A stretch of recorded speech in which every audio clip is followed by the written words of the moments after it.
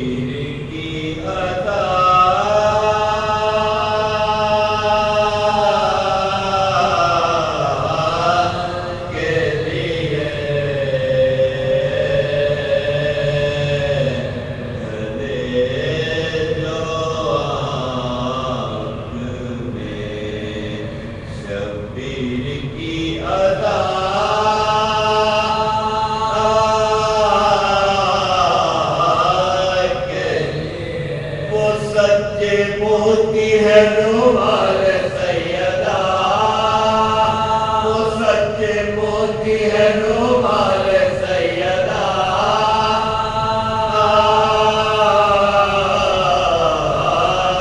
کے لیے ڈھلے دو دور پہلے محمد آدم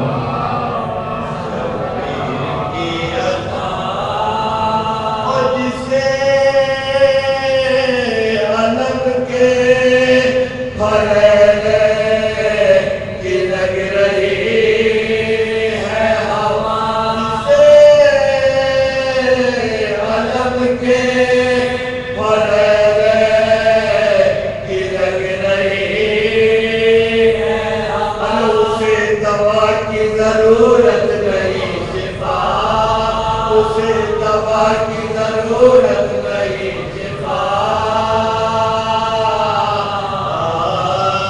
کے لیے ڈھلے دو آگ میں شبیر کی عطا وہی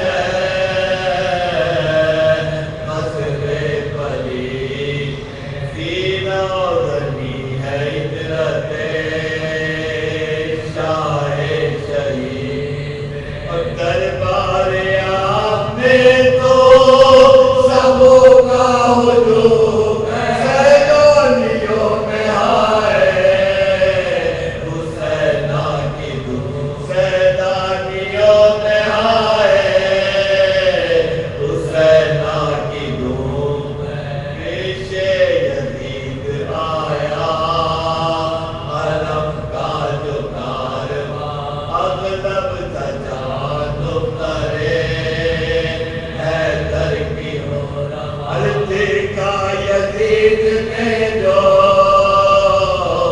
سکینہ کو نانا پوچھا یہ کون ہے تو کیا شبر نے بیان بیٹی ہے یہ جناب شاہ مشرق ہے بڑی سکینہ ہے یہ دختر حسین بڑی سکینہ ہے یہ دختر حسین پوچھا یزید نے کہ بدر تیرا کیا ہوا بولی سکینہ جانب دربار اگر ہوتی فضل جو زندہ کو بدتا میرا گھر یوں سر بدہنا آتی میں بلوے میں ایک جان سوزرا کی بنا دے علام بھائی سے ایک بھائی جو قید جفا ہر باری سے ایک بھائی جو قید جفا ہے مولا یزید دل میں تیرے آرزو ہے بولی سکینہ سر مجھے دکھلا دے باپ القصہ کھل گیا رسن ظلم سے گر دشت تیرا دکھا کے یہ حاکم نے آلودہ خاک سے تو خون سے بنا ہوا لیکن تیرے باپ کا سر حیدر لیکن تیرے باپ کا سر حیدر پر شرط ہے اٹھا کے نصر کیجیو تمہیں آپ ہی سے آئے گود میں تیرے سر پوچھ کو اٹھا کے پکاری وہ نور اے فاطمہ کے راتے یا چھونے کو سر کو میری گود میں گر تم کو پیار آ جاؤ میری گود میں گر تم کو پیارے ہو دیکھا سبوں نے کہا گیا سر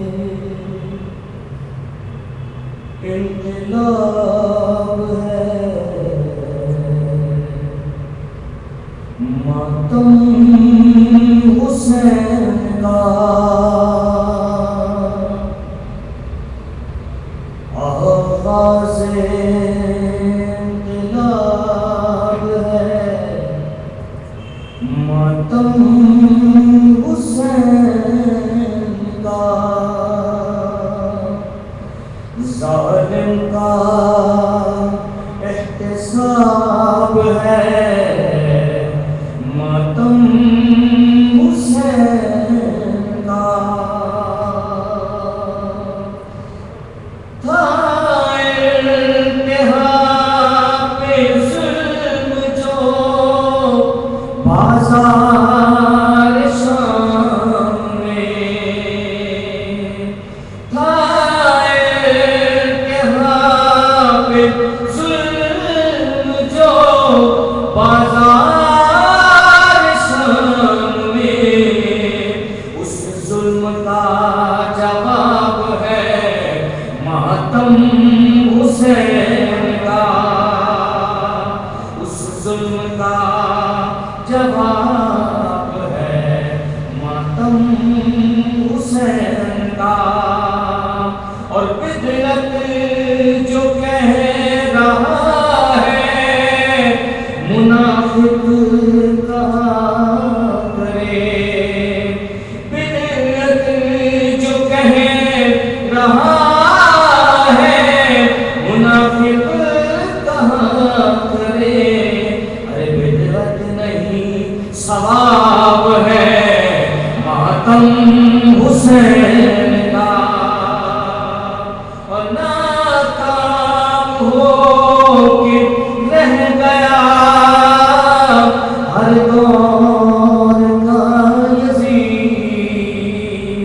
ناکام ہو کے رہ گیا ہر دور کا یزید ارے دنیا میں کامیاب ہے ماتم حسین کا سبا پڑھتے ہوں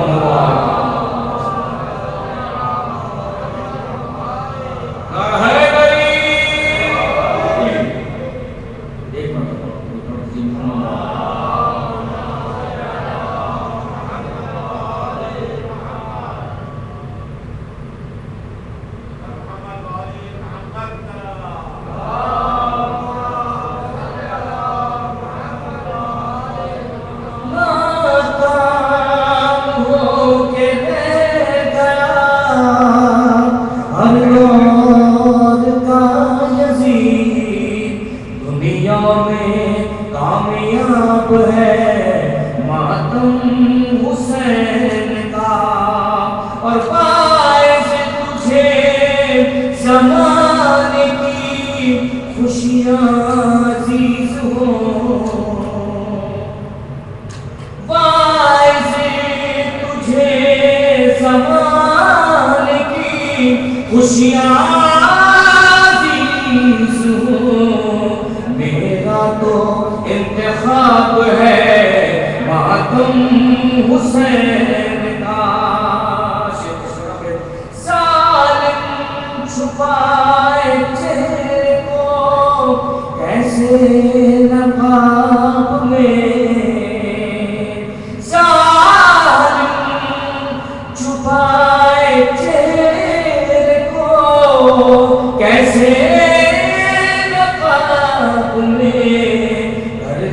بے نقاب ہے ماتم حسین کا کر دیتا بے نقاب ہے ماتم حسین کا سولیز مجھ کو قبر کی وحشت کی کیا فکر سولیز مجھ کو قبر وحشت کی کیا فکر سینے پہ آفتاب ہے ماتم حسین کا درود پڑھتے ہیں محمد مولانا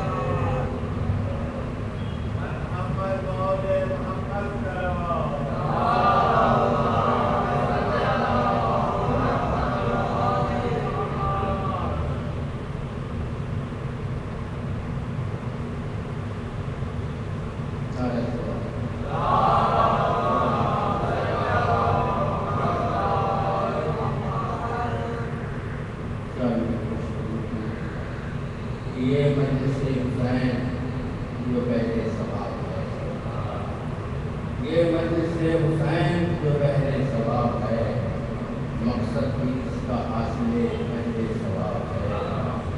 جنت سے سننے آئے ہیں خان آپ دی، جنت سے سننے آئے ہیں خان آپ دی، یہ مجلس ان کے واسطے بہر ثواب ہے۔ سارے سوال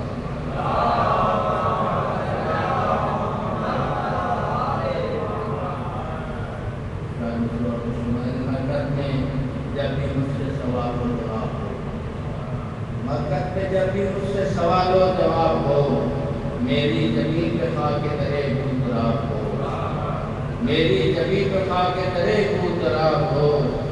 جب جاؤں روز حشر میں حیدر کے سامنے، جب جاؤں روز حشر میں حیدر کے سامنے، ماتم کا نقش سینے پہ مثل گلاب ہو، ماتم کا نقش سینے پہ مثل گلاب ہو۔ نعرہ سلام۔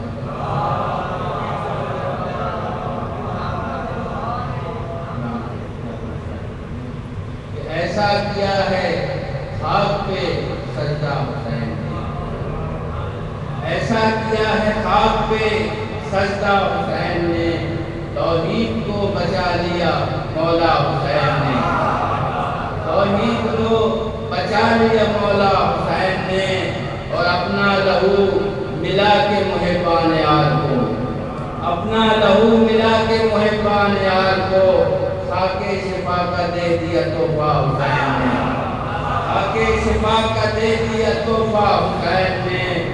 اور کہتے ہیں کہ عزت ثواب شہرت و علم و ادب شعور، عزت ثواب شہرت و علم و ادب شعور، کیا کیا نہیں دیا میرے آقا حسین نے۔ تا حشر جس پہ دی کی عمارت کھڑی رہی، تا حشر جس پہ دی کی عمارت کھڑی رہی، ایسا بنایا خون سے نقشہ حسین نے، ایسا بنایا خون سے نقشہ حسین نے۔ اور ایک پل کو سر جھکایا نہ باطل کے سامنے، ایک پل کو سر جھکایا نہ باطل کے سامنے، عزت سے ہم کو جینا سکھایا حسین نے، عزت سے ہم کو جینا سکھایا حسین نے۔ ایک پل کو سر جھکایا نہ باطل کے سامنے، عزت سے ہم کو جینا سکھایا حسین نے۔ اور سرمایہ حیات لٹا کر برائے دین، سرمایہ حیات لٹا کر برائے دین، اسلام کا بچایا خزانہ حسین نے، اسلام کا بچایا خزانہ حسین نے۔ سرمایہ حیات لٹا کر برائے دین، اسلام کا بچایا خزانہ حسین نے۔ اور آسان ہو گئی ہے زیارت کی آرزو، آسان ہو گئی ہے زیارت کی آرزو، دل کے میرے بنا دیا روضہ حسین نے، دل کو میرے بنا دیا روضہ حسین نے۔ سمجھتا ہے کہ جس کو حسن نے سمجھا ہے پرچہ سلام کا، جس کو حسن نے سمجھا ہے پرچہ سلام کا، جنت کا دے دیا ہے اجازہ حسین نے، جنت کا دے دیا ہے اجازہ حسین نے۔ ایسا کیا ہے خاک پہ سجدہ حسین نے، توحید کو بچا لیا مولا حسین نے۔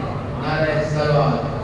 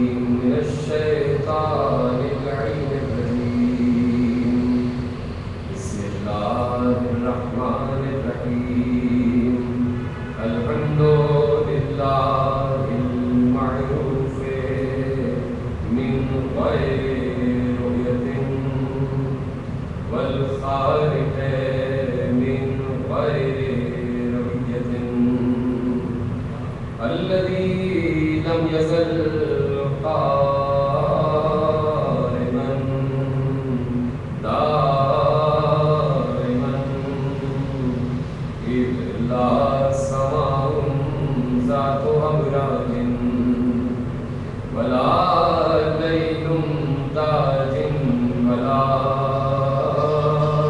بحر ساج ولا أرض ذات مهاد ولا خلق ذو اعتماد والصلاة والسلام والتحية والإكرام على نبي الرحمة وخازن المغفرة وقائد الخير والبركة ومنقذ العباد من الهلكة سيدنا ومولانا أبي القاسم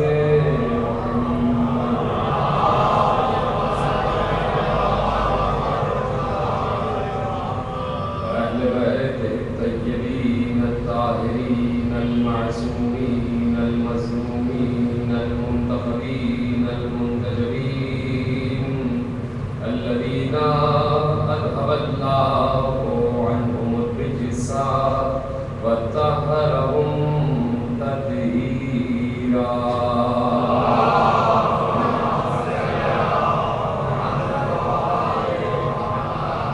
أما بعد فقد قال الله سبحانه وتعالى وفق كتابه المجيد وفرقانه الحميد وقوله الحق. بسم الله الرحمن الرحيم. يا أيها الذين آمنوا اذكروا الله ذكرا كثيرا. صلوات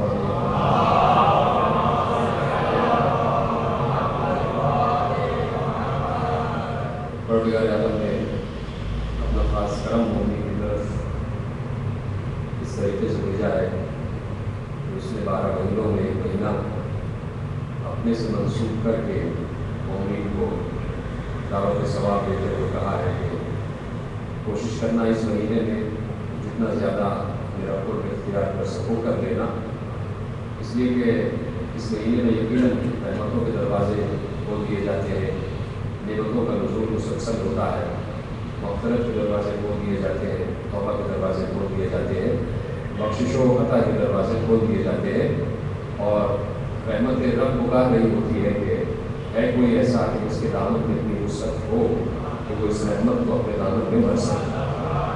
یہ شہر خدا ہے، یہ ماہ خدا ہے، اور اس میں خود اللہ نے ایک ایسا انتظام اور انصرام کیا کہ جو صاحبان فہم و فکر کے لیے بذات خود ایک دعوت فکر ہے، اور وہ دعوت تدبر یہ ہے کہ یقیناً یہ جو رمضان المبارک کا مہینہ ہے، اس میں جتنی آسمانی کتابیں ہیں سب رمضان کی میں نازل ہوئی ہیں، توریت، زبور، انجیل اور قرآن۔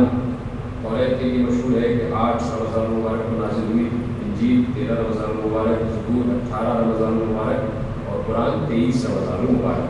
تو اللہ نے اس مہینے کو ازل سے مخصوص کیا ہوا ہے بندوں سے مخاطب ہونے کے لیے، بندوں سے کلام کرنے کے لیے۔ بلکہ اگر میں یہ کہہ دوں کہ اللہ نے اس مہینے کو مخصوص کیا ہوا ہے کہ بندے اس سے مخاطب ہو جائیں، اللہ کو یقیناً بندوں سے مخاطب ہوتا ہے۔ اس کے لیے امیر المومنین کہہ چکے ہیں کہ جب میں چاہتا ہوں کہ اللہ سے بات کروں تو میں نماز پڑھتا ہوں، اور جب میں چاہتا ہوں کہ اللہ مجھ سے بات کرے تو میں قرآن پڑھتا ہوں۔ اور خود اور فرمائے کہ یہ مہینہ نزول قرآن کا مہینہ ہے، وہ اللہ اس مہینے میں بندوں سے بہت زیادہ بات کرنا چاہتا ہے، گفتگو کرتا ہے، اور جیسے جیسے بندگان خدا قرآن پڑھتے ہیں گویا اللہ بندوں سے بات کرنے کی منزل پر آتا ہے، گفتگو کرنے کی منزل پر آ جاتا ہے۔ اور اگر یقیناً جملہ آپ کے حوالے کر دوں کہ اللہ ہر کسی سے بات نہیں کرتا، جس سے بات کرتا ہے اسے کلیم اللہ کا خطاب بھی دے دیتا ہے۔ تو کم از کم انسان کے پاس وہ سماعتیں ہوں اور وہ کان ہوں اور وہ ایسی سننے کی صلاحیت رکھتا ہو کہ جو آوازیں گونج رہی ہیں پروردگار کی چارگاہ عالم میں وہ مومن سن سکے اور اس کو قصد بھی کر سکے۔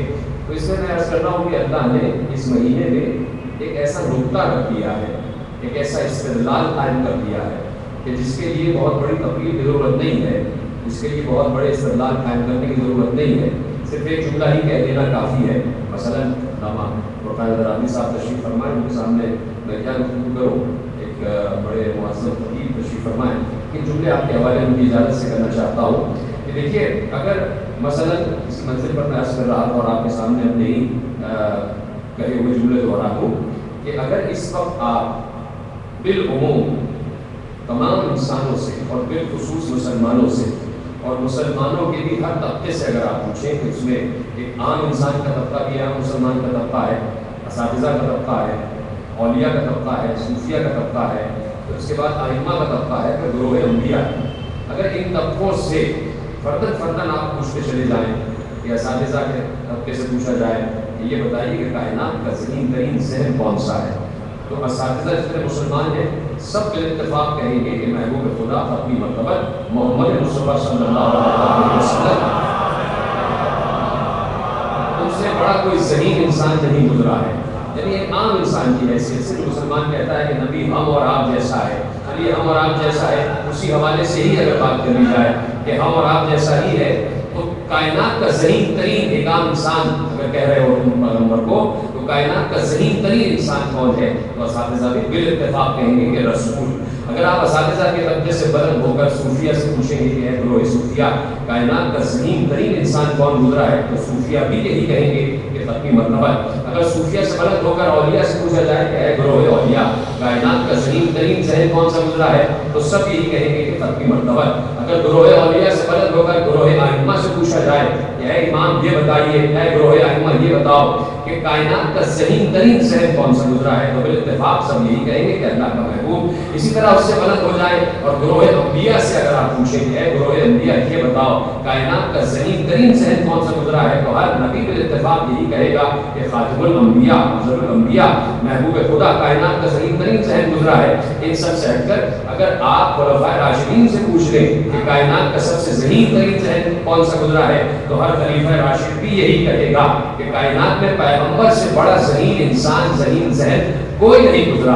تو جب سب اس بات پر متفق ہے کہ کائنات کا ذہین ترین انسان ختمی مرتبہ محبوب خدا گزرا ہے، تو اگر یہ جملہ کوئی بہت بڑا ذہانت کا جملہ ہوتا تو یہ جملہ تو پیغمبر کو کہنا چاہیے تھا کہ جو بہت ذہین انسان ہے کہ مجھے قرآن کافی ہے.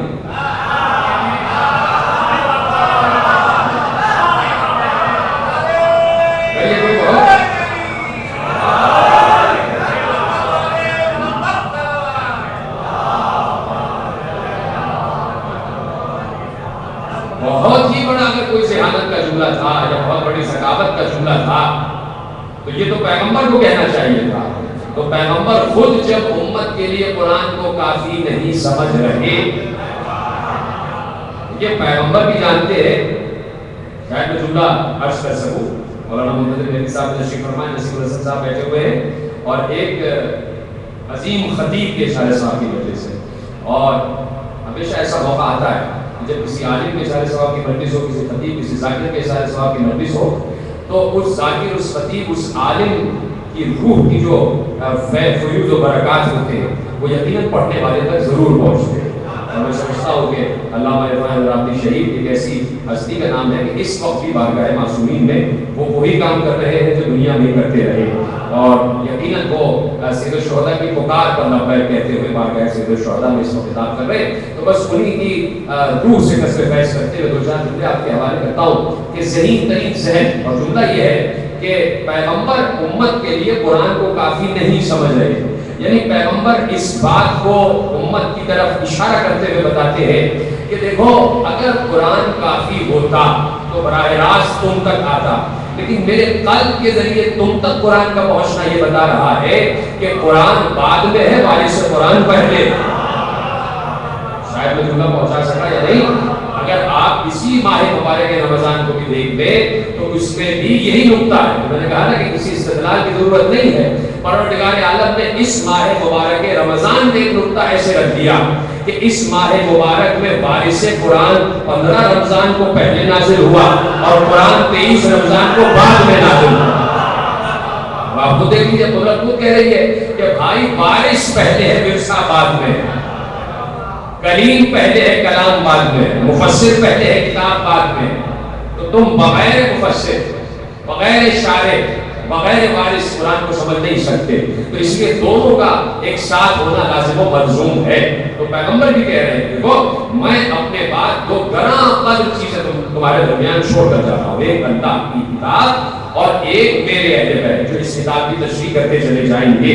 تو اب اگر کتاب کے کچھ مراحل ایسے سامنے آ جائیں جہاں انسان رک جائے اور رک کر سوچنا شروع کرے اور اپنی عقل سے سوچنا شروع کرے تو یقیناً عقل کی ایک حد ہے کہ یہ قرآن جو ہے یہ مجسم علم خدا ہے. یعنی بسم اللہ کی بے سے لے کے بناس کی سین تک جو کچھ بھی علم خدا ہے وہ اس قرآن میں موجود ہے.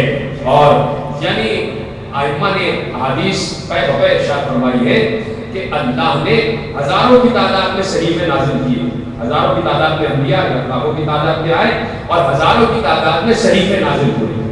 اور جتنے صحیفے ہیں وہ سب کا سب علم خدا ہے جو مختلف صحیفوں میں پھیلا ہوا ہے. اور جب یہ صحیفے سمٹتے ہیں تو توریت زبور انجیل کی شکل میں سمٹتے ہیں. اور جب یہ توریت زبور انجیل سمٹتی ہے اور وہ تمام ہزار صحیفے سمٹتے ہیں تو کل کا کل علم قرآن کی صورت میں ہمارے سامنے آ جاتا ہے. اور پھر قرآن یہ دعویٰ کرتا ہے یعنی یہ دعویٰ توریت میں بھی نہیں ہے, یہ دعویٰ زبور و انجیل میں بھی نہیں ہے جو قرآن نے دعویٰ کیا ہے کہ لا رب ولا یابس الا فی کتاب مبین. کائنات کا ہر خشک و تر اس کتاب مبین میں موجود ہے.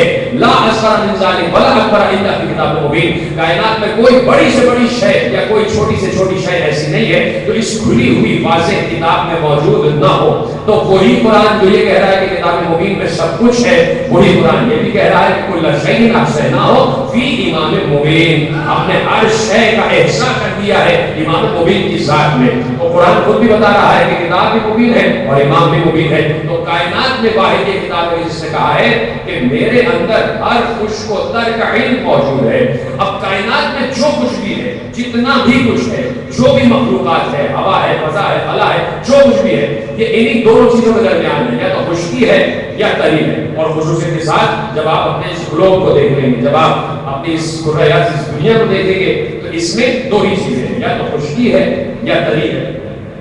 کچھ مخلوق خشکی میں آباد ہے, کچھ مخلوق تری میں آباد ہے. اس کے علاوہ کچھ نہیں ہے, بیچ میں راہ درمیان کوئی نہیں ہے, یا تو خشکی ہے یا تری ہے. تو اب اللہ کہہ رہا ہے کہ تمہاری اس دنیا میں ہی رہ کر اگر تم قرآن کو سمجھنا چاہتے ہو تو تم ابھی اس دنیا کو دریافت کرنے کی منزل پر آئے ہی نہیں. ہم پہلے سے تم سے کہہ رہے ہیں کہ تم اس دریافت تک بعد میں پہنچو گے. قرآن اس کو پہلے سے مندرج کر چکا ہے, قرآن اسے پہلے سے محفوظ کر چکا ہے. تو اب تمہارے ذہن میں کوئی ایسا سوال پیدا ہو ہی نہیں سکتا کہ جس کا جواب قرآن مجید میں پہلے سے موجود نہ ہو. اس لیے کہ تم ہو مخلوق اور ہم ہیں خالق. تو خالق کا علم مخلوق سے یعنی کوئی مقابلہ ہی نہیں ہے. خالق اور مخلوق کے علم کا کوئی مقابلہ ہی نہیں ہے. سوال تمہارے ذہن میں بعد میں پیدا ہوگا, جواب ہم پہلے سے داخل کیے ہوئے ہیں, جواب ہم نے پہلے سے قرآن میں محفوظ کر دیا ہے. اور ہم دعویٰ کر رہے ہیں کہ کائنات کا کوئی خوشخبر ایسا نہیں ہے جو اس کتاب میں موجود نہ ہو. اب میں ایک سوال کرنا چاہتا ہوں کہ تقریر جملے آپ کے حوالے کر کے, اور مختصر تقریر ہے, ایسی بات ہے کہ آپ مسلسل روزے کی مناظر سے گزرے ہیں اور عبادت خدا بھی آپ کر چکے ہیں, اور اس کو مزید آگے بڑھاتے ہوئے ہم ذکر اہل بیت کے ذریعے بھی عبادت خدا کا فریضہ انجام دے رہے ہیں. دو چار جملے آپ کے حوالے کرتا ہوں کہ قرآن نے کہہ دیا کہ ہر کچھ خطر میرے اندر موجود ہے, سب کچھ میرے اندر موجود ہے. یعنی قرآن یہ کہہ سکتا ہے کہ علم کی حد تک پروردگار کے علم کا اگر اجرا ہو, اعلان ہو, تو یقیناً اللہ کا ہر علم میرے اندر موجود ہے. اور ہر سوال کا جواب تم چاہتے ہو تو تمہارے ہر سوال کے جواب کے لیے میں کافی ہوں, تمہیں ادھر ادھر دیکھنے کی ضرورت نہیں. جب قرآن نے یہ کہہ دیا کہ سوال پیدا ہوتا ہے کہ ہر علم میرے اندر موجود ہے, تو اب ایک سوال جو قائم ہو رہا ہے وہ ہم 14 برس سے جس بات کا تذکرہ کر رہے ہیں, اور ابھی بھی میں نے ایک جملہ آپ کے حوالے کیا کہ قرآن اگر کہیں سے یہ آواز اٹھی ہے کہ قرآن کافی ہے اور کہیں سے اس جملے کی مخالفت کی جا رہی ہے قرآن کافی نہیں, تو اب سوال یہ پیدا ہوتا ہے کہ اس جملے کی مخالفت کیوں ہو رہی ہے, قرآن کافی کیوں نہیں. سوال قائم کر لیتے بھائی وہ صاحب کہہ رہے کہ ہمیں قرآن کافی ہے, یا رسول اللہ آپ کچھ لکھنے کی ضرورت نہیں ہے, جو کچھ ہے وہ قرآن موجود ہے, وہ قرآن کافی ہے, بس جو کچھ آپ دے سکتے تھے آپ نے دے دیا, تو اللہ کا خیر سزا ہے. اب ایک پورا گروہ ہے, ایک پورا عقیدہ ہے, پوری فکر ہے جو کہہ رہی ہے نہیں جملہ غلط ہے, قرآن کافی نہیں, پیغمبر حدیث چھوڑ کر گئے. تو قرآن کافی کیوں نہیں ہے, سوال یہ پیدا ہوتا ہے. تو اب اس سوال کے جواب میں نہ حدیث سے پوچھا جائے، نہ کسی قول سے پوچھا جائے، نہ دلیل کا سہارا دیا جائے، نہ حوالے دیے جائیں. اس سوال کا جواب خود قرآن سے پوچھا جائے کہ قرآن یہ بتا تو کافی کیوں نہیں ہے، تو انسانوں کے لیے کافی کیوں نہیں ہے. تو قرآن دیکھیں میں کہہ رہا ہوں نا کہ سوال بعد میں پیدا ہوگا، جواب پہلے سے درج ہے. اب یہ تلاش کرنے والے کی نگاہ ہے کہ وہ اس جواب تک کیسے پہنچتا ہے اور کتنی جلدی پہنچتا ہے. اب قرآن کو کھڑے کھڑے پڑھ لینا یقیناً باعث ثواب ہے، لیکن اسی قرآن کو اگر آپ سمجھ کر پڑھیں گے تو یقیناً دوہرا ثواب ہو جایا کرتا ہے. قرآن کی تلاوت کا ثواب اپنی جگہ ہے، ایسا نہیں ہے کہ قرآن کی تلاوت کا ثواب اپنی جگہ نہ ہو. قرآن کہتا ہے کہ مجھے پڑھو گے تو ایک ایک لفظ جو ہے وہ روشنی دیتا ہوگا، تمہارے قلب و نظر کو اترتا چلا جائے گا. تو اب یقیناً کوئی اس میں افتراء بھی نہیں ہے، کوئی اختلاف بھی نہیں ہے. کھڑے کھڑے قرآن پڑھنے کو تراویح کہتے ہیں اور بیٹھ کر پڑھنے کو قدراویح کہتے ہیں.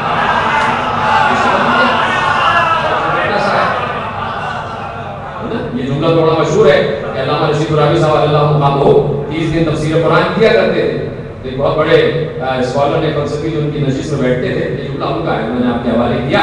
انہوں نے کہا کہ دنیا تراویح پڑھ رہی ہے اور رشید ترابی کی ابو ترابیہ ہوگی، تراب کا تذکرہ ہو رہا ہے. 30 دن بعد یہ ہے اور 30 دن بعد تو اس میں کوئی اختلاف نہیں ہے. یقیناً ہر کسی کا ایک اپنا انداز فکر ہے، انداز تلاوت ہے. اصل مقصد تو یہ ہے کہ قرآن سامنے رہے، قرآن سے رشتہ مربوط رہے، مضبوط رہے. تو اب یقیناً پڑھنا تو سبھی پڑھ رہے ہیں، اور جیسے ہی ماہ مبارک رمضان آ جاتا ہے تو قرآن پر بہار آ جاتی ہے. جگہ جگہ قرآن کا تذکرہ ہوتا ہے، 24 گھنٹے قرآن پڑھا جاتا ہے. اگر سورہ عرض کی آپ حدود اربع کو دیکھیں تو جہاں 12 گھنٹے دن ہے 12 گھنٹے رات ہے، تو اس حوالے سے 24 گھنٹے قرآن کی تلاوت ہوتی رہتی ہے اس سورہ عرض پر. یقیناً ماہ مبارک میں تو اور بڑھ جاتی ہے. تو اب جب قرآن کی تلاوت مسلسل ہو رہی ہے تو یقیناً جو قاریان قرآن ہے، جو حافظان قرآن ہیں، وہ سورہ مبارکہ آل عمران بھی پڑھتے ہیں. یقیناً اس کے بغیر تو قرآن آغاز ہی نہیں ہے. سورہ بقرہ اس کے بعد سورہ آل عمران ہے. تو جیسے ہی سورہ آل عمران کی طرف آتے ہیں تو وہ آیتیں پیش نگاہ سامنے رہتی ہے قاری قرآن کے. یقیناً اگر وہ سمجھ کے پڑھ رہا ہے تو پھر قرآن کہتا ہے کہ تم نے ابھی سوال کیا ہے کہ اے قرآن بتا کہ تو کافی کیوں نہیں ہے، تو قرآن فوراً کہتا ہے کہ یہ آیتیں پڑھو، ان آیتوں میں تمہارے سوال کا جواب ہے. اور وہ آیتیں کیا ہیں؟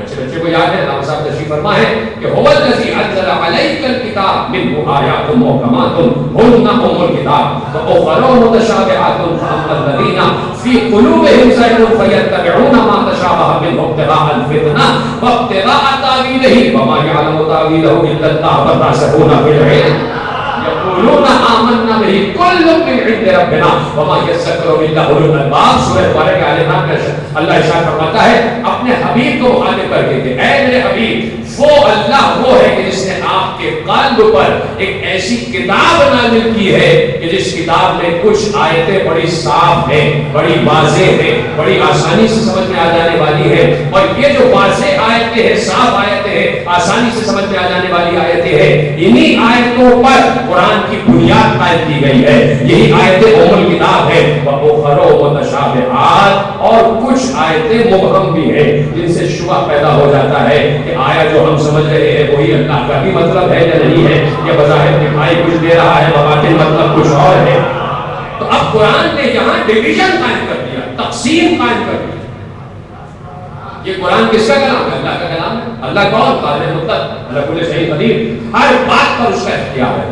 کوئی ایسی چیز نہیں ہے کہ جو اس کے دائرے اختیار اور اقتدار سے باہر ہو. یہ کلام جب اس کا کلام ہے تو دیکھیے جیسے چاہے، جو چاہے، جس طرح چاہے اللہ اس کلام میں اضافہ کر دے یا اس میں تقسیم کر دے، بڑھا دے یا گھٹا دے. جس چیز کو چاہے آیت قرآن کا حصہ بنا دے، اللہ کی مرضی، اس کا کلام ہے. چاہے تو انبیاء ما سبق، توجہ ایک جملہ آپ کے حوالے کرنا چاہتا ہوں، یہ اللہ کا کلام ہے. اس کی مرضی جیسے چاہے آیتوں کا انتخاب کرے اور جیسے چاہے آیتوں کو قابل احترام بنا دے. چاہے تو انبیاء کے وہ جملے کہ جو ادب الہی کے جملے ان کو قرآن میں محفوظ کر کے ان کو لائق احترام بنانے کے لیے آیت خدا ہے. اور چاہے تو شیطان کے گستاخانہ جملوں کو بھی آیات قرآنی کا حصہ بنا کے احترام کا حکم دے. خاموش ہو گیا. شیطان کے گستاخانہ جملے جو اس نے اللہ کی شان میں گستاخی کی. شیطان نے نبی کی شان میں گستاخی نہیں کی، اس نے اللہ کی شان میں گستاخی کی. اس نے کہا کہ اچھا جیسے تو نے مجھے بھٹکایا، بما اغویتنی لفظ ہے، جیسے تو نے مجھے اغوا کیا، جیسے تو نے مجھے بھٹکایا، ویسے ہی میں تیری مخلوق کو صراط مستقیم پر دائیں سے بہکاؤں گا، بائیں سے بہکاؤں گا، آگے سے بہکاؤں گا، پیچھے سے بہکاؤں گا۔ تو یہ کیا کوئی ادب الہی کا بہت بڑا جملہ تھا یا اس سے معرفت الہی سامنے آ رہی تھی؟ گستاخی کر رہا تھا، اللہ کی شان میں گستاخی کر رہا تھا، اور اللہ نے کہا یہ جملے بھی قرآن کی آیت کا حصہ بنا رہا ہوں، خبردار ان جملوں کی بھی بے ادبی نہ کرنا۔ کیوں؟ میرا کلام ہے، میں نے درج کر دیا ہے، میرا کلام ہے، میری مرضی ہے، تو یہاں تک آپ کو لانا اس کی مرضی ہے، جیسے چاہے، جتنا چاہے، جس کے جتنے چاہے آیت قرآن کا حصہ بنا دے۔ تو جب اس کی مرضی ہے، وہ مالک کلام ہے، وہ مالک کلام ہے، اور جو کچھ بھی ہے اس کا کلام ہے، تو اب پھر ایک سوال قائم کرتے ہیں ذہن میں، اور وہ سوال یہ ہے کہ اللہ نے تقسیم قائم کر دی آیتوں میں، انہی 6666 آیتوں میں، انہی 114 سوروں میں آیتیں جب 6666 رکھی تو کہا کہ کچھ اس میں محکم ہے اور کچھ اس میں متشابہ ہے۔ تو پروردگار جب تو خالق کلام ہے، مالک کلام ہے، تیری مرضی ہے، تو یہ کیوں نہ ہوا کہ یہ 6000 کی 6000 آیتیں محکم ہو جاتی، یا یہ 6000 کی 6000 متشابہ ہو جاتی، سب کا سب متشابہ بنا دیتا یا سب کا سب محکم بنا دیتا؟ یہ کیوں کیا کہ کچھ محکم کچھ متشابہ؟ یہ سوال قائم ہو رہا ہے کہ پروردگار آدھا محکم ہے آدھا متشابہ۔ مثلا پھر ایک سوال قائم کرتے کہ یہ جو 114 سورے 6666 کم ہو گئے جو آیتیں، یہ براہ راست آسمان سے کوئی اللہ کی آواز تو آنے گئی، یہ زبان پیغمبر سے ادا ہوتے ہیں، اور زبان پیغمبر کے لیے اللہ کہہ چکا ہے کہ وما ینطق عن الہوی ان هو الا وحی یوحی، ہمارا نبی اس وقت تک کلام کرتا ہی نہیں جب تک اس پر وحی کا نزول نہ ہو جائے، اپنی ہوائے نفس سے بات نہیں کرتا، اپنی مرضی سے بات نہیں کرتا، جب بھی بات کرے گا ہماری مرضی سے بات کرے گا۔ تو جب اللہ کہہ رہا ہے کہ یہ نبی جب بھی بولے گا، جس وقت بولے گا، جس سے بولے گا، جہاں بولے گا، جتنا بولے گا، ہماری مرضی سے بولے گا، تو پھر یہ تقسیم کیوں قائم ہوئی کہ کچھ حصہ جو نبی نے بولا وہ قرآن کی آیتیں بن گیا، اور کچھ حصہ جو نبی نے بولا وہ حدیث بن گیا؟ تقسیم ہو گئی، یہاں پر بھی ڈویژن قائم ہو گئی، جیسے آیتوں میں ڈویژن قائم ہوا کہ کچھ محکم ہے کچھ متشابہ ہے۔ جب اللہ کہہ رہا ہے کہ ہمارا نبی وہی بولتا ہے، جو ہم کہتے ہیں وہی ہوتا ہے، یعنی جب بھی اس کی زبان سے لفظ نکلے گا وہ وحی اللہ ہی ہوگا، تو اب یہ کیوں نہ ہو گیا کہ سب کا سب قرآن ہو جاتا جو پیغمبر نے بولا تھا، یا سب کا سب حدیث ہو جاتا جو پیغمبر نے بولا تھا؟ اس نے بھی تقسیم قائم کر دی۔ سوال یہی پیدا ہوتا ہے کہ یا اللہ یہاں پر بھی تقسیم قائم کیوں ہوئی؟ سب کا سب حدیث کیوں نہیں ہو گیا؟ سب کا سب قرآن کیوں نہیں ہو گیا؟ یا وہاں پر سب کا سب محکم کیوں نہیں ہو گیا؟ یا سب کا سب متشابہ کیوں نہیں ہو گیا؟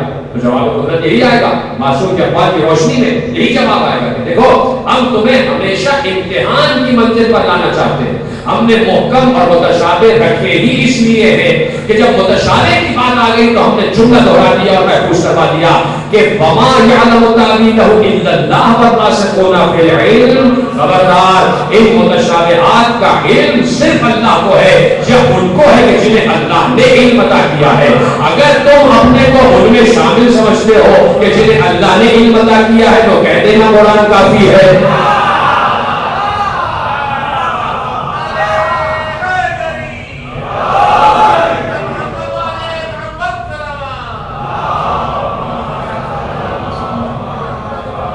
اگر تم اپنے کو راسخون فی العلم میں شامل سمجھتے ہو، اور راسخون فی العلم ہونا کوئی معمولی بات نہیں ہے، وما یعلم تاویلہ الا اللہ والراسخون فی العلم، اللہ کہہ رہا ہے۔ اور دیکھیے جب آپ تفسیر اٹھا کے پڑھیں گے، یقیناً علماء تشریف فرمائے، ان سے میں آپ سے بڑے ادب کے ساتھ نوجوانوں سے بات کرتا ہوں کہ جب آپ تفسیر اٹھا کے پڑھیں گے اور علماء عامہ کی تفسیر اٹھائیں گے، علماء خاصہ کی تفسیر اٹھائیں گے، تو وہ اس آیت پر بریک لگاتے ہیں، وما یعلم تاویلہ الا اللہ، اور پھر کہتے ہیں والراسخون فی العلم یقولون آمنا بہ کل من عند ربنا وما یذکر الا اولو الالباب۔ یہاں سے وہ تقسیم یعنی اس کو بریک لگاتے ہیں، حالانکہ یہاں پر کہیں وقف کا نشان نہیں ہونا، یہاں پر کہیں سکون اور ساکت ہونے کا نشان نہیں، یعنی الا اللہ کے بعد فوراً واو ہے، اور یہ واو ہے الحاقی، اس کو ملحق کر دیتا ہے تسلسل کے ساتھ، والراسخون فی العلم۔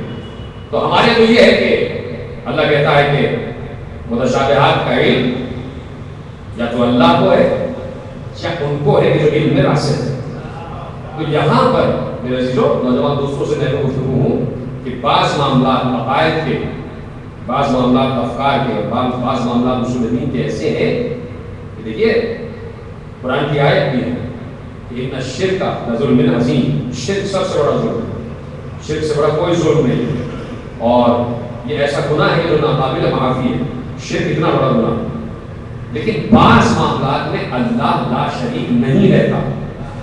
جیسے آئے درود میں ان اللہ فملائکتہ یصلون علی النبی، اللہ بھی اور ملائکہ بھی نبی پر درود پڑھتے ہیں.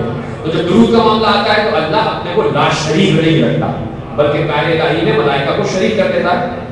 تو اس کی سنی کی بات ہے، وہ نئی بات آپ کی آواز نہیں. اسی طرح جب متشابہات کے علم کی بات آتی ہے تو اس نے کہا کہ وما یعلم تاویلہ الا اللہ والراسخون فی العلم، اس کی تعویل اللہ جانتا ہے یا وہ جو اس کام میں اللہ کے شریک ہے.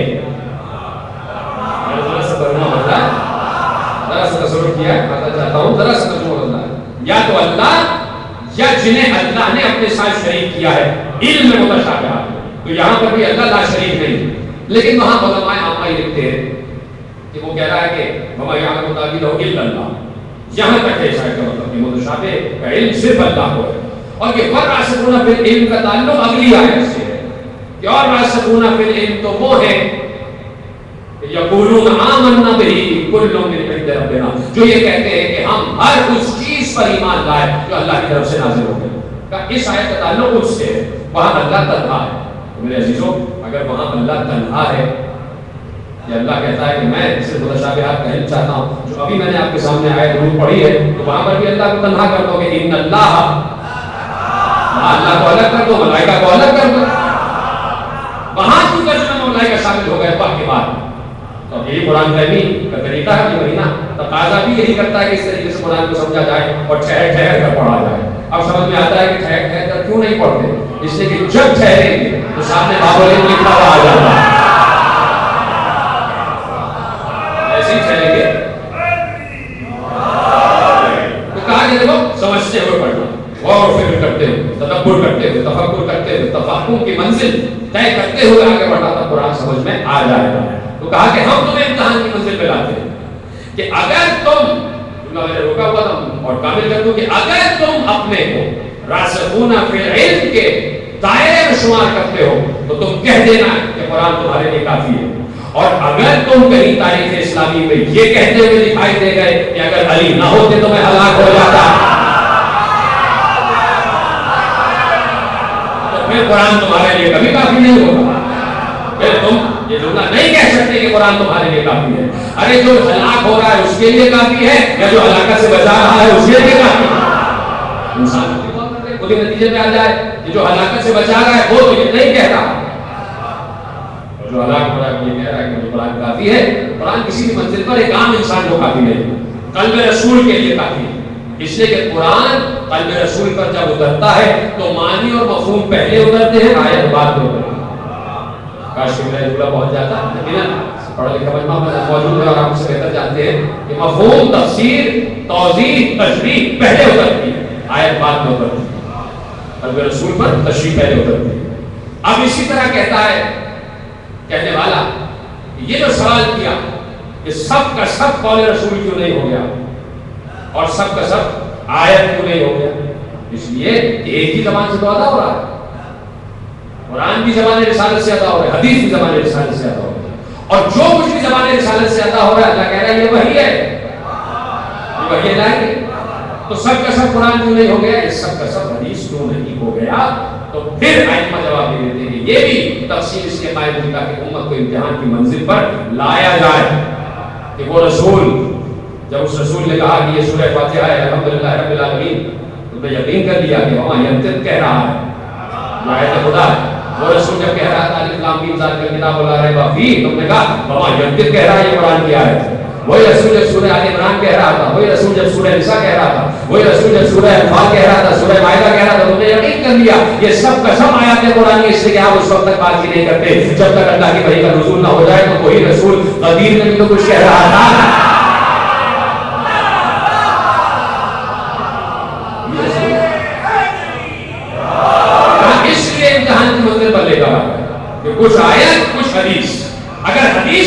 انکار کر دو گے تو یہ ایسا ہی ہے جیسے تم نے آیت کا انکار کر دیا کہ اپنی مرضی کا قرآن لے لیا, اپنی مرضی کی آیت لے لی, اپنی مرضی کا دین لے لیا, اور جو سمجھ میں نہیں آیا اس کو چھوڑ دیا. نہیں, سب کا سب. اور اگر سمجھ میں نہیں آ رہا, اگر کوئی آیت متشابہہ سمجھ میں نہیں آ رہی تو انکار نہیں کرنا. خبردار, جو آیت سمجھ میں نہیں آ رہی انکار نہ کرنا, اقرار کرنا کہ جو کچھ بھی اللہ کی طرف سے نازل ہوا. ہاں, فرق یہ ہے کہ میری سمجھ میں نہیں آ رہی. کاش کہ تو بہت پہنچ جاتے, اللہ صاحب نے مجھے داد دے دی اور میری محنت سوارت ہو گئی کہ سب کا سب اگر قرآن اللہ کی طرف سے. تو دیکھیے وہ کہہ رہا ہے کہ متشابہ تمہیں سمجھ میں نہیں آئے گا لیکن انکار نہ کرنا اگر سمجھ میں نہ آئے. یہ ہے قرآن. اور جب قرآن اپنا تذکرہ کہتا ہے تو کہتا ہے متشابہ پر بھی یقین کرنا, اور جب اپنے وارث کا تذکرہ کرتا ہے تو وارث یہی کہتا ہوا دکھائی دیتا ہے کہ ہماری فضیلت, ہماری شان کی جب بھی کوئی روایت سنو سمجھ میں نہ آئے تو انکار نہ کرنا.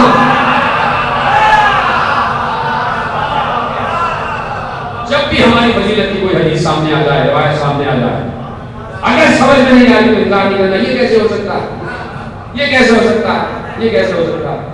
مثلا سب سے بڑا اعتراض یہ ہوتا ہے کہ سلمان فارسی نے کہا یا رسول اللہ علی کے فضائل میں سے ہمیں بھی کچھ بتائیے. علی مظہر العجائب ہے, آپ کہتے ہیں علی مظہر العجائب ہے, تو علی کے عجائبات میں سے کچھ عجائبات ہمیں بھی دکھائیے تاکہ ہماری محبت علی میں اضافہ ہو جائے. پیغمبر مسکرا دیا کہ کبا کی جیب میں ہاتھ ڈالے, چابی نکالی, سلمان کے ہاتھ میں دے دی. سلمان جاؤ مدینے کی سڑک کو پار کرتے ہوئے چلے جانا, ایک چوٹی آئے گی, چوٹی پہ چڑھ جانا, چوٹی سے اتر جانا, سامنے ایک بڑا سا دروازہ نظر آئے گا, دروازہ بند ہوگا, قفل لگا ہوا ہوگا, چابی قفل میں داخل کرنا, تالا کھلے گا, دروازہ کھلے گا, دروازہ کھلے گا, علی کھلے گا. سلمان چلے, پیغمبر کے بتائے ہوئے راستے پر چلے, اس لیے کہ علی کو پانا ہے تو پیغمبر کے بتائے ہوئے راستے پر چلنا پڑے گا. علی انہیں ہی سمجھ میں آتا ہے کہ جو پیغمبر کے بتائے ہوئے راستے پر چلتا. چلے, سلمان چلے, جیسے بتایا تھا ویسا پایا, اور مدینے کی سڑک کو پار کرتے ہوئے, تپودق صحرا کو پار کرتے ہوئے, چٹان کو عبور کرتے ہوئے دیکھا سامنے ایک دریچہ ہے, دروازہ تالا لگا ہوا ہے, چابی داخل کی, تالا کھل گیا, دروازہ کھلا. تو اب سلمان فارسی کہتے ہیں کہ میں نے یہ دیکھا کہ وسیع اور عریض شہر ہے, کوئی نئی روایت آپ کے حوالے نہیں کرنا, ایک جملہ کہنا, اور پڑھی کی بات دوبارہ دہرانے میں بڑی آسانی ہو جاتی ہے کہ مجمع بڑی آسانی سے ساتھ آ جاتا ہے, اور پھر مجمع میں بڑا ضام ہو جاتا ہے. یہ ہم سے زیادہ تھوڑے جانتے ہیں, ہم بھی وہی جانتے ہیں تو یہ جانتے ہیں, اسی طرح گفتگو کرنے میں آسانی ہو جاتی ہے. سلمان کہتے ہیں میں نے پورے شہر کا دورہ کیا تو میں حیران رہ گیا کہ میں ابھی صحرا سے ہوتا ہوا آ رہا ہوں, اور جیسے ہی میں دروازے سے داخل ہوا تو میں نے دیکھا ایک وسیع و عریض باغ کھلا ہوا ہے, گلستان کھلا ہوا ہے, جس میں ایک سبزہ ہے کہ جو بالکل مخملی قالین کی طرح ہے, جس میں رنگ برنگ کے پرندے بہت خوبصورت بولیوں میں اللہ کی تسبیح کر رہے ہیں, جس میں رنگ برنگ کے پھول کھلے ہوئے ہیں, ہر پھول سے خوشبو اٹھتی ہوئی محسوس ہو رہی ہے. میں نے اس پورے شہر کا دورہ کیا تو میں نے یہ جانا یہ ایک ایسا شہر ہے جس کے 70 محلے ہیں, ہر محلے کے 70 قریے ہیں, ہر قریے میں 70 مسجدیں ہیں, ہر مسجد میں 70 محرابیں ہیں, اور ہر محراب میں علی بیٹھا ہوا اللہ اکبر اللہ اکبر.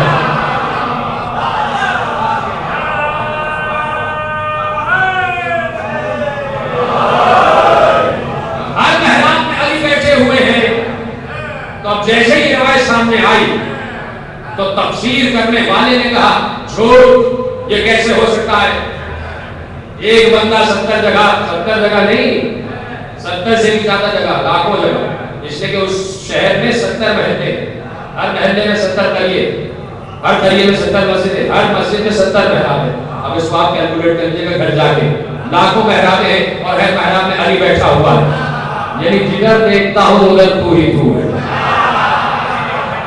سلمان یہ کہہ رہا ہوں کہ جدھر دیکھتا ہوں ادھر تو ہی, ادھر بھی علی, ادھر بھی علی, ہر محراب پہ علی. تو یقیناً سلمان فارسی کہتے ہیں میرے رونگٹے کھڑے ہو گئے, میرے بدن پر لرزہ طاری ہو گیا. لیکن سلمان اس ہستی کا نام نہیں ہے کہ جو کسی بھی فضیلت پر یقین کرنے کے لیے دلیل کا طالب ہو. آپ خاموش ہو گئے تو میں سمجھاتا ہوں کہ سلمان اس کا نام نہیں ہے جو علی کی فضیلت دیکھے اور کہے مجھے دلیل چاہیے. سلمان علی کا ماننے والا ہے, وہ علی کہ جس نے دعائے صباح میں ایک جملہ درج کروا دیا کہ یا من دل علی ذاتہ کے ساتھ ہی, اے میرے رب اگر تیرے ہونے کی کوئی دلیل بھی نہ ہو تو تو خود اپنے ہونے کی سب سے بڑی دلیل. یا من دل علی ذاتہ کے ساتھ, جو خود اپنے ہونے کی سب سے بڑی دلیل ہے. تو سلمان بھی اسی فکر پر آ گئے کہ نہ ہو دلیل, نہ ہو حوالے, نہ ہو استدلال, علی خود اپنے ہونے کی سب سے بڑی دلیل ہے، علی خود اپنے مظہر العجائب ہونے کی سب سے بڑی دلیل ہے۔ علی، بس علی کافی ہے، علی ہے، بس علی ہے، یہ دلیل ہے کہ علی ہے، علی کا مطلب ہی علی ہے تو علی ہے۔ تو سلمان پریشان نہیں ہوئے، لیکن اب جیسے ہی یہ روایت پڑھی ہے تو انکار کرنے والے کہیں کیسے ہو سکتا ہے، یہ بندہ 70,000 جگہوں پہ کیسے موجود ہو سکتا ہے؟ تو معصوم کہتے ہیں تمہاری سمجھ میں نہیں آ رہی تو اس کا یہ مطلب نہیں ہے کہ روایت کا وجود ہی نہیں ہے، تمہاری عقل میں نہیں سماری تو اس کا یہ مطلب نہیں ہے کہ فضیلت اپنی جگہ ہے ہی نہیں۔ تم یہ دعا کرو کہ میرے عقل میں، میرے وسعت ذات میں اتنی وسعت ہو جائے کہ میں اس قابل ہو جاؤں کہ مجھے یہ بات سمجھ میں آ جائے۔ دعا یہ کرو، ردوہ الی اللہ والرسول وَإِن تَنَازَعْتُمْ فِي شَيْءٍ، کہ اللہ والی آیت جیسے آگے پڑھیں گے تو اس میں یہی ہے وَإِن تَنَازَعْتُمْ فَأَطِیعُوا اللَّهَ وَأَطِیعُوا الرَّسُولَ وَأُولِي الْأَمْرِ مِنكُمْ وَإِن تَنَازَعْتُمْ فِي شَيْءٍ فَرُدُّوهُ إِلَى اللَّهِ وَالرَّسُولِ، اطاعت کرو اللہ کی، اطاعت کرو رسول کی، اطاعت کرو اولي الامر کی۔ اور اگر تمہارے درمیان کسی بات پر تنازع قائم ہو جائے، کوئی بات سمجھ میں نہ آئے تو انکار نہ کرنا، اللہ اور اس کے رسول کی طرف پلٹا دینا، واپس پلٹا دینا۔ تمہاری سمجھ میں نہیں آ رہی، تمہاری سمجھ میں نہیں آ رہی تو اس کا مطلب نہیں ہے کہ اختیار کا وجود ہی نہیں، تصرف کا وجود ہی نہیں، اقتدار کا وجود ہی نہیں ہے۔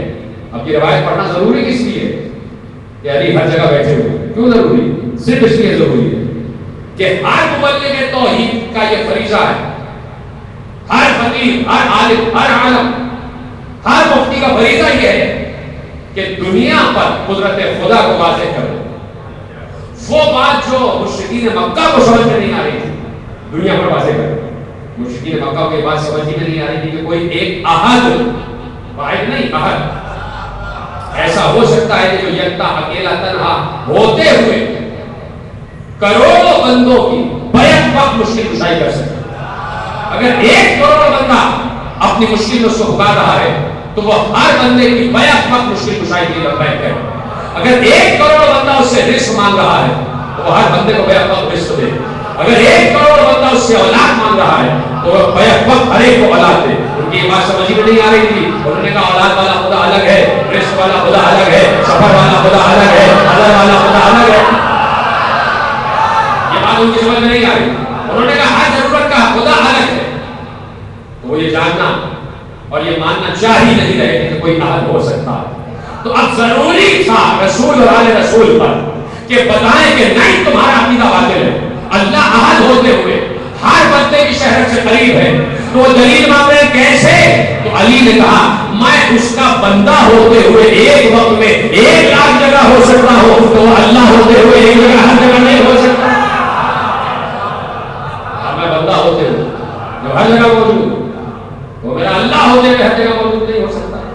تو اب جتنے فضائل اہل بیت ہیں ضروری ہے کہ اس پر یقین کرو، اس لیے کہ اگر اس پر یقین نہ کیا تو تم نے اللہ پر یقین نہ کیا۔ یہ دلیل ہے، یہ پروردگار عالم کی قدرت واسعہ کی دلیل ہے، اس کی قدرت کی وسعتوں کی دلیل ہے، تاکہ بتایا جائے کہ وہ کتنا وسیع القدرت ہے، اس کا اقتدار کہاں تک پھیلا ہوا ہے۔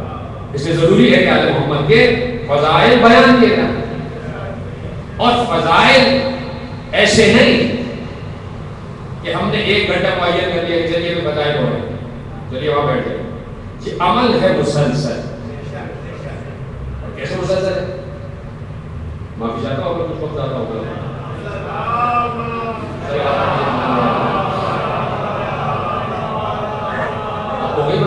مسلسل کیسے؟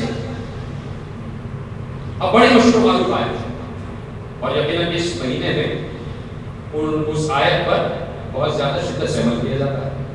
یا ایھا الذین آمنوا اذکروا اللہ ذکرا کثیرا، اے وہ لوگوں جو ایمان لائے اللہ کا ذکر کرو کثرت سے۔ آیت ہے، حدیث نہیں، کہ میں نے کہا ہے یہ آیت ہے، حدیث نہیں۔ حدیث کا مطلب کیا ہے؟ نبی نے کہا۔ حدیث کا مطلب کیا ہے؟ نبی نے کہا۔ نبی کون؟ جو عام مسلمانوں کی نگاہ میں ہم اور آپ جیسا عام سا انسان، اس نبی نے کہا، اس نبی نے نہیں کہا، اللہ نے کہا۔ اگر نبی نے کہا ہوتا کہ یا ایھا الذین آمنوا اذکروا اللہ ذکرا کثیرا، اے ایمان والو اللہ کا ذکر کثرت سے کرو، تو دیکھیے انسان جو ہے نا اپنی اس عناصر اربع کے مرکب کی حیثیت سے انسان اپنی حدود میں محدود ہے، یعنی کوئی نہ کوئی حد ضرور ہے. آپ کی قوتوں کی بھی کوئی حد ہے، آپ کی گنتی کی بھی کوئی حد ہے. یعنی آپ جب لامحدود کی حد پر آتے ہیں تو پھر انسان کی سانسیں ٹوٹ جاتی ہیں، پھر وہ کہتا ہے انفینٹی، اس کے بعد کوئی گنتی نہیں رہتی.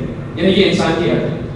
اگر یہ جملہ کہ اللہ کا ذکر کرو کثرت سے، ارے کسی منزل پر ایک استدلال قائم کیا، میں چاہتا ہوں آپ کے حوالے کر دوں. وہ استدلال اتنا خوبصورت استدلال ہے، اللہ صاحب کی موجودگی میں مولانا رضا صاحب نے تشریف فرمائے. وہ استدلال یہ ہے کہ اگر آپ کسی بچے سے پوچھیں، بچہ باہر سے آئے، بیٹے کہاں سے آئے، وہ کہے گا کہ ابھی سڑک سے گزرا تو بڑا مجمع تھا، بہت مجمع. کہیں گے بہت مجمع سڑک پہ، ہم تو دیکھ رہے تھے کہ سڑک سے گاڑیاں گزر رہی تھی، اگر مجمع ہوتا تو گاڑیاں رک جاتی. وہ خود پڑھ کے دیکھیں گے تو 8-10 لوگ کھڑے ہوئے تھے. آپ کہیں گے اچھا بچہ ہے نا، تو اس کی نگاہ میں کثرت یہی ہے کہ 8-10 لوگ. یہی بات اگر کوئی بزرگ کہہ دے گا کہ بڑا مجمع تھا، تو یقیناً وہ کثرت کا دائرہ بڑھ جائے گا. وہ تقریباً 40-50 ہزار کے مجموعے کے بڑا کثیر مجمع تھا. اسی طرح اس دائرے سے بڑھ کر اولیاء سے اگر آپ پوچھیں گے، جہاں جہاں ولی ہیں ان کی نگاہ میں کثرت اور بڑھ جائے گی، اس لیے ان کا مشاہدہ وسیع ہے. یعنی جس کا جتنا مشاہدہ وسیع ہوتا چلا جائے گا، نظریہ کثرت، تعداد کثرت اتنی بڑھتی چلی جائے گی. اسی طرح اگر آپ انبیاء سے پوچھیں گے تو انبیاء کی نگاہ میں کثرت اور بڑھتی چلی جائے گی. لیکن وہاں بھی ایک حدود ہے، نبی کے زیر سایہ بھی زیر نگاہ بھی کثرت کی ایک حد ہے، اس کے بعد کم توڑ جائے گا حد. لیکن یہ میں کہہ رہا ہوں نا، حدیث نہیں، یہ اللہ کہہ رہا ہے کہ اے ایمان والو میرا ذکر کرو کثرت سے. یہ نہیں کہا کہ تمہاری نگاہ میں جو کثرت ہے اس کثرت سے، چونکہ اللہ کہہ رہا ہے. تو اب اللہ کی نگاہ میں جو نظریہ کثرت ہو، کون اس نظریہ کثرت تک پہنچ سکتا ہے کہ جس کثیر کو اللہ کثیر کہہ رہا ہے کہ یا ایھا الذین آمنوا اذکروا اللہ ذکرا کثیرا، اے ایمان والو میرا ذکر کرو کثرت سے. جب تفسیر کی منزل آئی تو علماء عامہ نے لکھا کہ ذکر سے مراد ہے نماز. اللہ کہہ رہا نماز میرا ذکر کرو، لیکن نماز پڑھو کثرت سے. اچھا وہی اللہ جو یہ کہہ رہا ہے کثرت سے نماز پڑھو، اسی اللہ نے نماز کے 3 اوقات میں 5 نمازیں معینہ کر دی.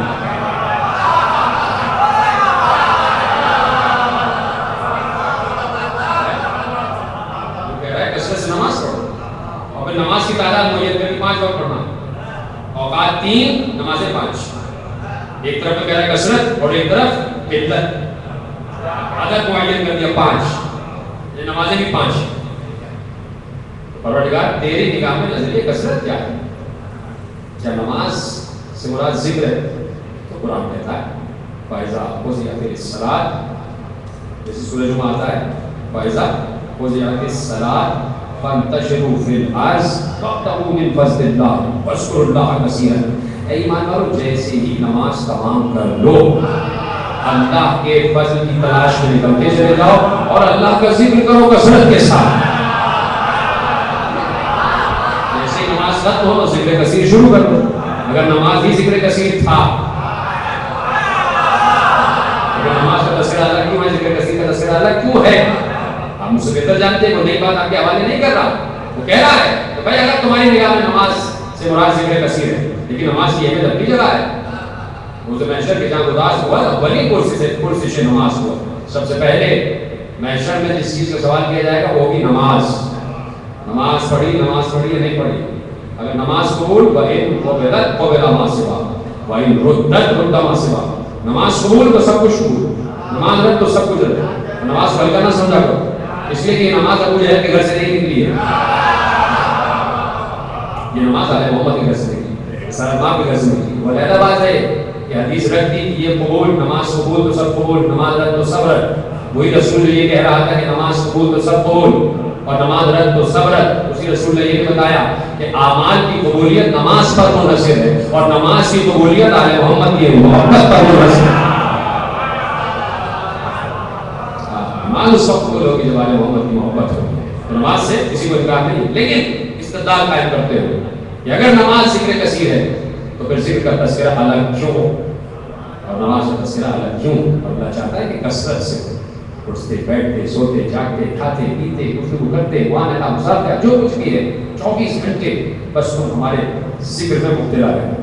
یہ ذکر اتنا کرنا کہ کثرت ذکر کی حدود تک پہنچ جاؤ اور اس آیت کی تفسیر حاصل کر لو. تو پروردگار جب تو کہہ رہا ہے کہ ذکر کثیر کرو ہمارا تذکرہ کرو کثرت سے تو تو ہی یہ بھی بتا دے کہ تیرا ذکر کثیر ہے کیا. اور میں آپ ماشاءاللہ سے پڑھا لکھا میرے سامنے بیٹھا آواز یہی آئے گی کہ آیت اتارنا ہمارا کام, آیت کی تشریح قلب رسول سے پوچھو, آیت کی تشریح ہمارے رسول سے پوچھو. یا رسول اللہ یہ ذکر ہے کیا؟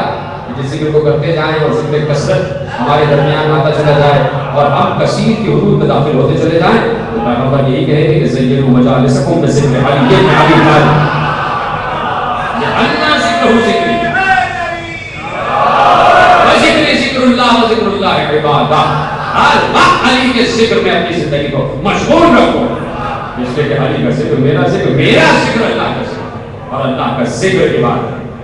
تو اس ذکر سے کبھی انسان غافل نہ ہو, اٹھتے بیٹھتے سوتے جائے. اس لیے کہ خود سب سے پہلا ذاکر ذکر علی خود اللہ, سب سے پہلے جس نے ذکر علی کیا وہ خدا ہے اور سب سے پہلے جس نے ذکر علی سنا وہ محبوب خدا. اور آپ سوچئے کہ ذاکر علی کا کیا مرتبہ ہے اور سامع ذکر علی کا کیا مرتبہ ہے. یہ وہ جو منبر پہ بیٹھ کے ذکر علی کر رہا ہے وہ کیا ہے.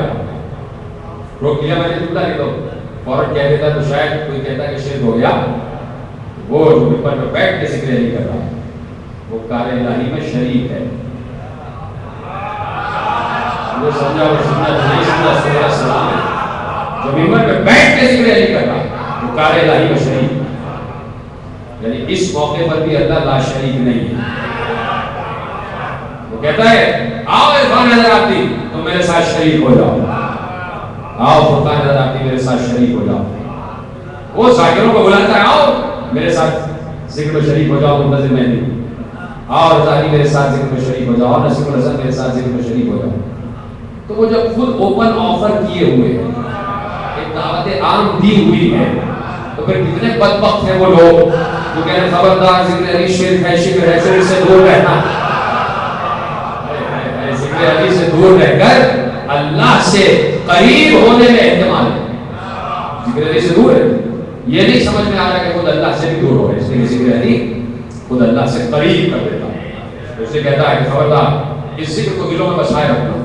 یہ ذکر طہارتوں کی علامت ہے, یہ ذکر شرافتوں کی علامت ہے, یہ ذکر نجابتوں کی علامت ہے, یہ ذکر سیادتوں کی علامت ہے, یہ ذکر ولایتوں کی علامت ہے, یہ ذکر امامتوں کی علامت ہے, یہ ذکر رسالتوں کی علامت ہے, یہ ذکر نبوتوں کی علامت ہے, اور یہ ذکر خود توحید کی علامت ہے.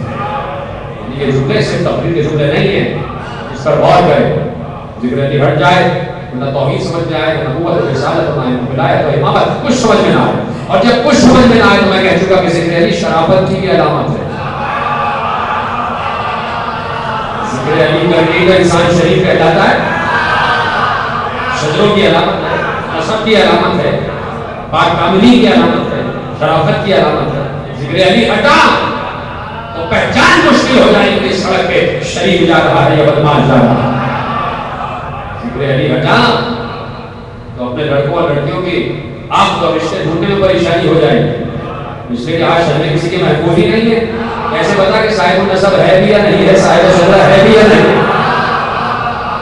تو ذکر علی کو بیچ میں سے نہ ہٹانا, رشتہ کرنے جانا تو سامنے ذکر علی شروع کر دینا.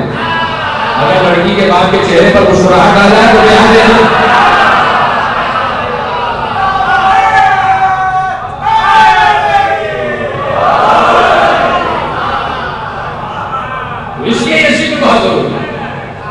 ذکر کے ذاکر کی حیثیت یہ ہے اور اہمیت یہ ہے, مرتبہ و مقام یہ ہے. یہ جملہ دے رہا ہوں کہ عام انسان اس کا مقام و مرتبہ یہ ہے کہ جب اس کا وقت موت آ جاتا ہے تو اللہ کہتا ہے مالک الموت سے جاؤ, اس کے نفس کو لے کے آ جاؤ ہمارے دربار میں. اور جب علی کا ذاکر اس دنیا سے جاتا ہے تو علی روک دیتے ہیں مالک الموت کو کہ تو نہیں جائے گا, میں خود جا رہا ہوں. اس سے میں خود جاؤں گا, اس لیے کہ میرا ذکر کرتا رہا پوری زندگی, پورے حیات علی نہیں کرتا رہا. اور آپ دیکھیے کہ شہید علامہ عرفان رابطی ایسے ایسے سلوگنز دے گئے خدا کی قسم, کہ پوری دنیا میں مشہور ہے، یعنی یورپ تک، امریکہ تک میں اشرے پڑھتا ہوں. علامہ فرماتے ہیں رابطی صاحب خود افریقہ اور یورپ میں ماشاءاللہ مغربی ممالک میں اشرے پڑھتے رہے اور یقیناً پڑھتے ہیں ہر سال. کہ وہاں پر میں برمنگھم گیا، برمنگھم میں نے پڑھا تو مجھے حیرانی ہوئی کہ بتایا، اور وہاں کے فوج حضرات نے بتایا، اس لیے لفظ دے رہا ہوں، فوج حضرات نے بتایا کہ یہاں علامہ عرفان رابطی صاحب اشرا پڑھ کے جا چکے ہیں اور اب تک کوئی ویسا اشرا پڑھ نہیں سکا. فوج حضرات کے جملے میں رش کر رہا تھا کہاں کہاں انہوں نے ذکر کیا ہے. ایسے ہی ان کے استادوں میں شمار ہوتے تھے علامہ حضرت سندھوی صاحب. انہوں نے بھی بریڈ فورڈ کا سب سے پہلا امام بارگاہ جو قائم ہوا کہ وہاں کا انہوں نے بہت بڑا چرچ جو خریدا اور اس کے امام بارگاہ بنایا، اس کا پہلا اشرا، اس کا افتتاح جو ہے علامہ حضرت سندھوی نے کیا تھا اور وہاں ان کی تقاریر آج تک محفوظ ہیں. تو آپ دیکھ رہے ہیں کہ کہاں کہاں تک ذاکرین گئے ہوئے ہیں، ذکر خدا گیا ہوا ہے. اور اللہ جس کو منتخب کرتے ہیں، اللہ جملہ آپ کے حوالے کرو، اللہ اپنے تعارف کے لیے آل محمد کو منتخب کرتا ہے اور آل محمد کے تعارف کے لیے ذاکران حسین کو منتخب کرتا ہے. مجھے لگا ذمہ داری فرائض کرا دیتا، تمہاری پوسٹنگ یہاں پر ہے، تمہاری پوسٹنگ وہاں پر ہے، تمہاری پوسٹنگ وہاں پر ہے. ذاکران حسین فوج حسینی کے حصے سپاہی ہے فوج حسینی. اب جہاں پر کمانڈر ان چیف ہماری پوسٹنگ کرتے ہیں، جہاں پر ہمارا کمانڈر ان چیف حسین جہری پوسٹنگ کرتے ہیں، تمہیں یہاں پڑھنا ہے، وہاں پڑھنا ہے. تو ذاکرین اپنی اپنی جگہ جہاں پوسٹڈ ہوتے ہیں وہاں وہ ذکر کر رہے ہوتے ہیں. ان کی بہت بڑی جگہ سے پوسٹنگ آ گئی. علامہ عرفان